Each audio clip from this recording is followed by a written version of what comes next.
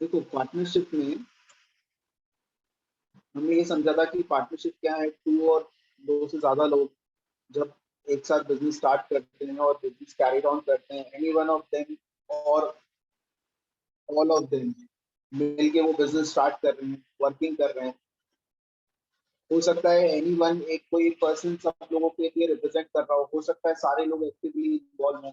तो दो या दो से ज्यादा लोग जब एक साथ बिजनेस स्टार्ट करते हैं और अपने प्रॉफिट शेयरिंग रेशो पे एग्री करते हैं, तो वो पार्टनरशिप कहलाता है। इसमें कुछ मिनिमम फाउंडेशंस थी कि आपको मिनिमम जो है वो दो लोग होना चाहिए और मैक्सिमम जो है वो 20 लोग होना चाहिए और बैंकिंग में 10 लोग होना चाहिए। तो अल्टीमेटली क्या है कि पार्टनरशिप के अंदर जब हम कोई भी टास्क को करना स्टार्ट करते हैं, जब अकाउंटिंग स्टार्ट करना शुरू करते हैं, तो स्पेसिफिकली हम ये देखते हैं कि पार्टनर्स को कितना अमाउंट मिल रहा है, और पार्टनर्स को कितना अमाउंट मिल रहा है उसके लिए हम profit and loss appropriation account बनाते हैं। ये profit and loss appropriation account बनाना जो है ना, ये बहुत जरूरी है, क्योंकि हमने फर्म का, जो पार्टनरशिप फर्म है उसका ट्रेडिंग अकाउंट बनाया, उसका प्रॉफिट एंड लॉस अकाउंट बनाया। उस प्रॉफिट को बैलेंस शीट में ट्रांसफर करने से पहले हम profit and loss appropriation account जो है वो बनाते हैं।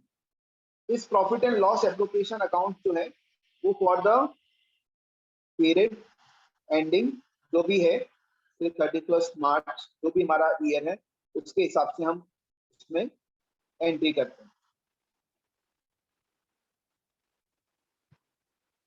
तो पीएनएल एप्रोप्रिएशन अकाउंट जो है, इसके जब हम फॉर्मेट की बात करते हैं, तो basically particulars, amount, particulars and amount, इस तरह का इसमें एक फॉर्मेट बनता है। पर्टिकुलर्स में सबसे पहले डेबिट साइड में वो सब चीजें आती हैं जो फर्म पार्टनर्स को पे करता है, जैसे इंटरेस्ट ऑन कैपिटल, सैलरीज,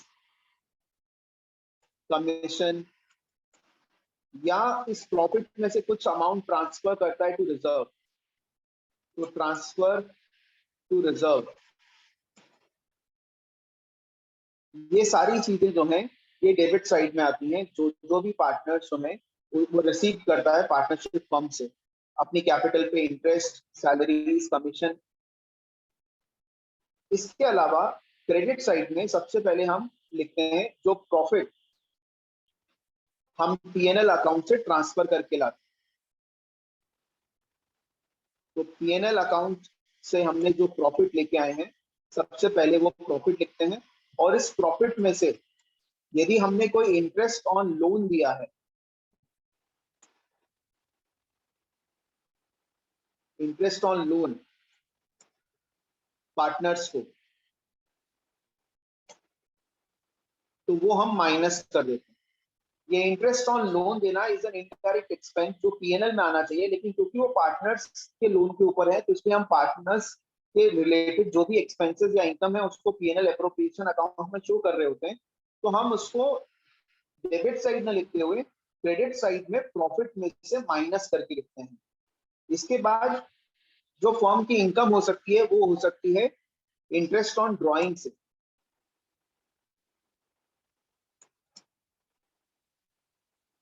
तो इंटरेस्ट ऑन ड्रॉइंग ये भी क्रेडिट साइड आ जाता है। तो पीएनएल एप्रोप्रिएशन अकाउंट हमने क्यों बनाया, क्योंकि पार्टनर्स कितना रिसीव कर रहे हैं उसके लिए। ये कब बनता है, ये प्रॉफिट एंड लॉस अकाउंट के बाद और बैलेंस शीट बनाने से पहले बनता है।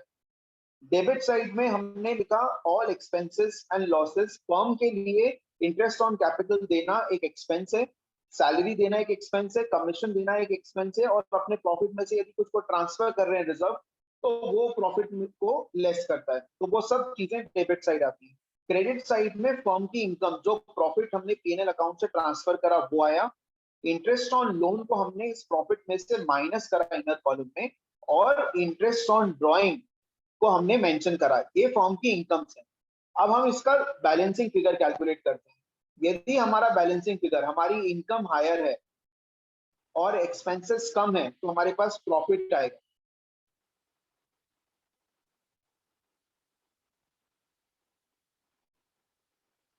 और यदि प्रॉफिट आया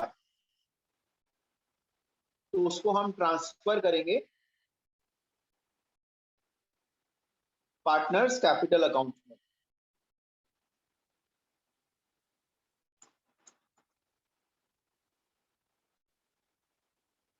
और इन केस यदि एक्सपेंसेस ज्यादा आ गए तो बैलेंसिंग फिगर लॉस आएगा क्रेडिट साइड, और उस लॉस को हम ट्रांसफर करेंगे टू पार्टनर्स कैपिटल अकाउंट। कभी कभी क्वेश्चन में करंट अकाउंट गिवन होता है तो हम उसके करंट अकाउंट में ट्रांसफर करते हैं।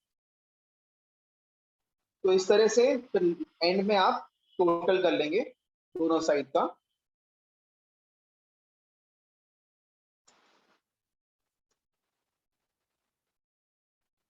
तो ये पीएनएल एप्रोप्रिएशन का जो है ना वो फॉर्मेट होता है। अब ये जो पीएनएल एप्रोप्रिएशन अकाउंट है, इस पीएनएल एप्रोप्रिएशन अकाउंट के बाद हम पार्टनर्स कैपिटल अकाउंट जो है वो बनाते हैं।